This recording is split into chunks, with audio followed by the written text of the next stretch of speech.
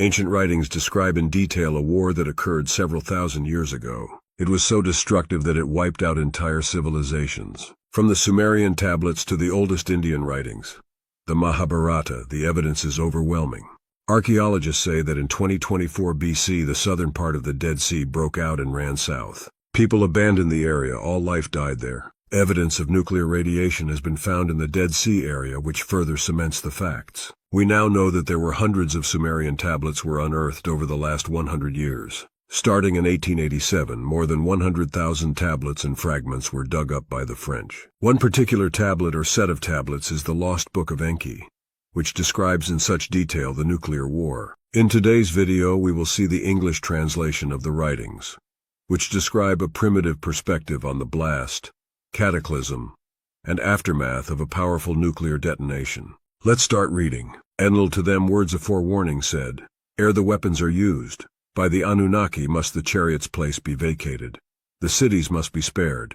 The people must not perish. In his skyship Nergal to the hiding place soared. Ninurta by his father was delayed. A word to his son alone Enlil wished to say, a secret to him alone reveal. About the prophecy of Galzu and the choosing of Ibrum to Ninurta he told. Hot-headed is Nergal, make sure that the cities are spared, that Ibrum is forewarned, Ninurta Enlil said. When Ninurta at the weapons place arrived, Nergal from the cavity had already them brought out. As their emise from the long slumber, he awakened to each one of the 7 Nergal a task given. The one without rival the first weapon he called. The blazing flame he named the second. The one who with terror crumbles he called the third. Mountain melter the fourth he called. Wind that the rim of the world seeks he named the fifth. The one who above and below no one spares was the sixth. The seventh with monstrous venom was filled, vaporizer of living things he called it. With Anu's blessing were the 7 to Nergal and Ninurta given, therewith to destruction wreak. When Ninurta at the place of the weapons of terror arrived, to destroy and annihilate was Nergal ready. I shall kill the son, I will annihilate the father, Nergal with vengeance was shouting. The lands they covet will vanish, the sinning cities I will upheaval. So did Nergal's enraged announcement. Valiant Nergal, will you the righteous with the unrighteous destroy? So did Ninurta his comrade ask. The instructions of Enlil are clear. To the selected targets the way I will lead, you behind me will follow. The decision of the Anunnaki to me is known, Nergal to Ninurta said. For 7 days and 7 nights the signal from Enlil the two awaited. As was his intention, when his waiting was completed, Marduk to Babili returned. In the presence of his followers, with weapons armed, his supremacy he declared. 1,736 was the count of Earth years then. On that day, on that fateful day, Enlil to Ninurta the signal sent. To Mount Mashu, Ninurta departed, behind him Nergal followed. The mount and the plain in the heart of the 4th region, Ninurta from the skies surveyed. With a squeezing in his heart, to Nergal a sign he gave. Keep off, to him he signaled. Then the first terror weapon from the skies Ninurta let loose. The top of Mount Mashu with a flash it sliced off, the mount's innards in an instant it melted. Above the place of the celestial chariots the second weapon he unleashed. With the brilliance of 7 suns, the plain's rocks into a gushing wound were made. The earth shook and crumbled, and the heavens after the brilliance were darkened. With burnt and crushed stones was the plain of the chariots covered. Of all the forests that the plain had surrounded, only tree stems were left standing. It is done. Ninurta from the skyship his black divine bird word shouted. The control that Marduk and Nabu so coveted of it they are forever deprived. Then to emulate Ninurta Nergal's desire, to be Era the Annihilator his heart urged. Following the king's highway, to the verdant valley of the 5 cities he flew. In the verdant valley where Nabu the people was converting, Nergal as a caged bird to squash him planned. Over the 5 cities one after the other, Era upon each from the skies a terror weapon sent. The 5 cities of the valley he finished off. To desolation they were overturned. With fire and brimstones were they upheavaled. All that lived there to vapor was turned. By the awesome weapons were mountains toppled. Where the sea waters were barred the bolt broke open. Down into the valley the sea's waters poured. By the waters was the valley flooded. When upon the city's ashes the waters poured, steam to the heavens was rising. It is done, Era in his skyship shouted. In Nergal's heart there was no more vengeance. Surveying their evil handiwork, the 2 heroes by what they saw were puzzled. by a darkening of the skies where the brilliances followed. Then a storm to blow began. Swirling within a dark cloud, gloom from the skies an evil wind carried. As the day wore on, the sun on the horizon with darkness it obliterated. At night time a dreaded brilliance skirted its edges.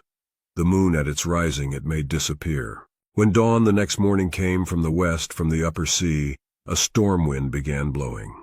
The dark brown cloud eastward it directed. Toward the settled lands did the cloud spread. Wherever it reached, death to all that lives mercilessly it delivered. From the valley of no pity by the brilliances spawned, toward Shumer the death was carried. To Enlil and Enki, Ninurta and Nergal the alarm sounded. Unstoppable the evil wind death to all delivers. The alarm Enlil and Enki to the gods of Shumer transmitted. Escape, escape to them all they cried out. Let the people disperse, let the people hide.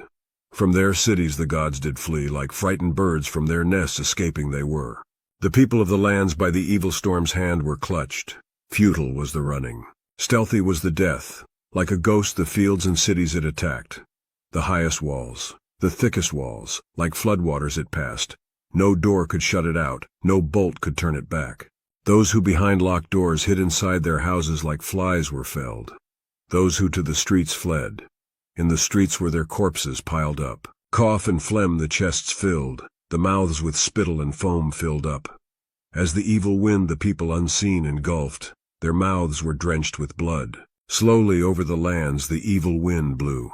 From west to east over plains and mountains it traveled. Everything that lived, behind it was dead and dying. People and cattle all alike perished. The waters were poisoned, in the fields all vegetation withered. From Eridu in the south to Sippar in the north did the evil wind the land overwhelm. Babili, where Marduk's supremacy declared, by the evil wind was spared. Another tablet called Ninurta's Exploits describes the nuclear devastation. The Lord cried, alas, so that heaven trembled, and earth huddled at his feet and was terrified at his strength. Enlil became confused and went out of the Ekur. The mountains were devastated. That day the earth became dark, the Anuna trembled. The hero beat his thighs with his fists. The gods dispersed. The Anuna disappeared over the horizon like sheep. The Lord arose, touching the sky. Ninurta went to battle with one step. He covered a league. He was an alarming storm and rode on the 8 winds towards the rebel lands. His arms grasped the lance. The mace snarled at the mountains. The club began to devour all the enemy. He fitted the evil wind and the sirocco on a pole. He placed the quiver on its hook. An enormous hurricane, irresistible, went before the hero. Stirred up the dust, caused the dust to settle, leveled high and low, filled the holes. It caused a rain of coals and flaming fires. The fire consumed men. It overturned tall trees by their trunks, reducing the forests to heaps. Earth put her hands on her heart and cried harrowingly. The Tigris was muddied, disturbed, cloudy, stirred up. He hurried to battle on the boat Ma Karnunta Ea. The people there did not know where to turn. They bumped into the walls. The birds there tried to lift their heads to fly away, but their wings trailed on the ground. The storm flooded out the fish there in the subterranean waters. Their mouths snapped at the air. It reduced the animals of the open country to firewood, roasting them like locusts. It was a deluge rising and disastrously ruining the mountains. Still another account of powerful nuclear weapons used on Urim, an ancient city that no longer exists, from the tablet, The Lament for Urim. Enlil brought Gibel as his aid. He called the great storm of heaven, the people groan. The great storm howls above, the people groan. The storm that annihilates the land roars below, the people groan. The evil wind, like a rushing torrent, cannot be restrained. The weapons in the city smash heads and consume indiscriminately. The storm whirled gloom around the base of the horizon. The people groan. In front of the storm, heat blazes. The people groan. A fiery glow burns with the raging storm. The 2 great ancient epics of India, Ramayana and Mahabharata, c. 1500 BC, are centered on conflicts and refer to military formations, theories of warfare, and esoteric weaponry. Among the principal works and stories that are a part of the Mahabharata are the Bhagavad Gita, the story of Damayanti, an abbreviated version of the Ramayana, and the Rishyasringa, often considered as works in their own right. Traditionally, the authorship of the Mahabharata is attributed to Vyasa. With about 100,000 verses, long prose passages, or about 1.8 million words in total, The Mahabharata is roughly 10 times the length of the Iliad and Odyssey combined, or about 4 times the length of the Ramayana. The Mahabharata pick up the thread of the tale of devastation and destruction. Atlantis, rather displeased at its humiliating defeat, deceived that they were no longer interested in subjugating the Rama Empire, an Indian empire, and decided instead to annihilate the major cities using weapons of mass destruction. Sanskrit scholars could not comprehend what was being described in the epics until the dropping of the first atomic bombs on Japan.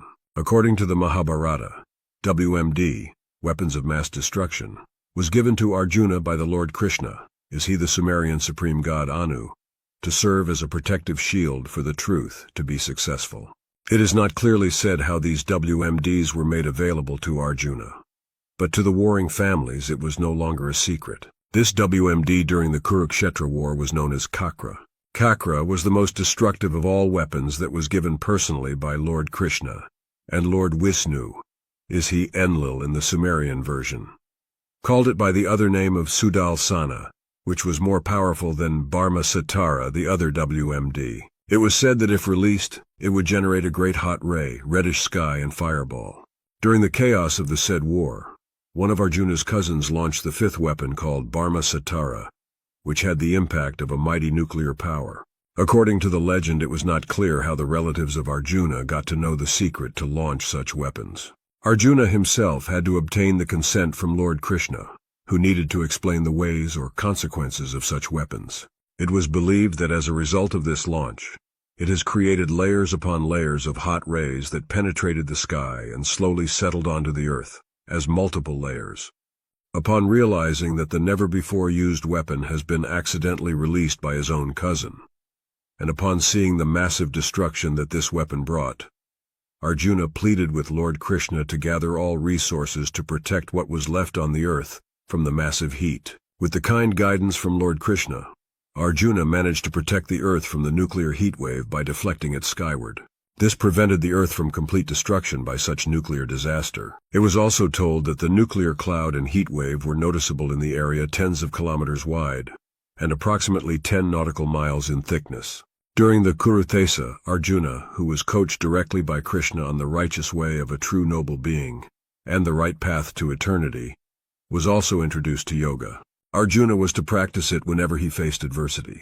Bhakti yoga, practiced for 20 minutes, would allow the mere mortal to overcome adversity and reach for Lord's guidance. According to Lord Krishna, the WMD was further divided into 3 levels. 1. Highest Kakra, weapon, but never before used, Sudalsana. This was the most secretive and complicated weapons owned by Lord Krishna himself. The energy from this weapon would be able to destroy dozens of planets. 2. Second Kakra. Bharmasatara was a gift from Dewa API to Lord Krishna and has 7 levels. 3. Third Kakra has 11 subspecies, 111. The Sumerians detonated 7 weapons of mass destruction, and the Mahabharata describes exactly the same weapons. This could not just be a coincidence. What do you think about this?